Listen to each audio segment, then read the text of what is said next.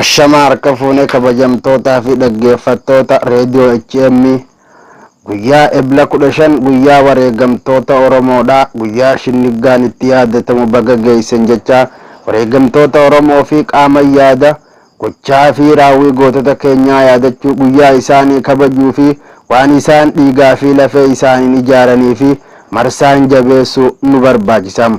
Kaayyoon isaanii galmaan ga'uun wareegama isaaniitiif firii gochuu fi sochii keenya dachaan dabaluudha. Dhaloonni irbuu Shinniggaa gadi fageessee hubachuu fi beekuu qaba. Irbuun Shinniggaa hin cabu, hin diigamu. Irbuun Shinniggaa eeguun dirqama dhaloota qubeetiin, dirqama Oromoo hundaatiin. Yaadaa fi qalbiin gochaa fi raawwiin gara ebla 15 guyyaa yaadannoo gootota wareegamtoota Oromootti imaluun dirqama keenya. Bakka guyyaa gootota wareegamtoota Oromoo ebla 15 isin ga'e kabajaa fi ulfinni yaadannoon bara baraa gootota wareegamtoota keenyaaf haa ta'u jecha gara walalootiin darbam. Yaa gootota Oromoo kan nuuf taatan aarsaa, kabajamtoota keenya lallabeen si faarsaa, harkicha nuuf taatanii nuti isinirra ceena.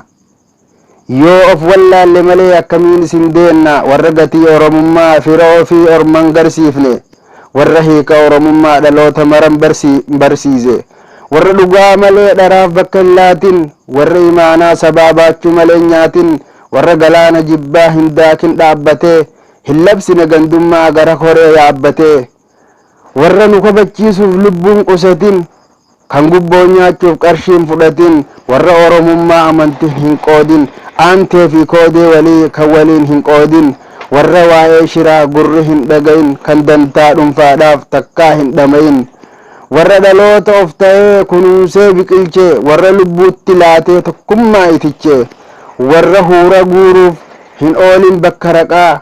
Yaa gootota Oromoo falmattoota haqaa, maqaa gootaa yaamee keessaayyuu hin bahu, tokkoo fi lamaa miti kumaaf miliyoona tahu.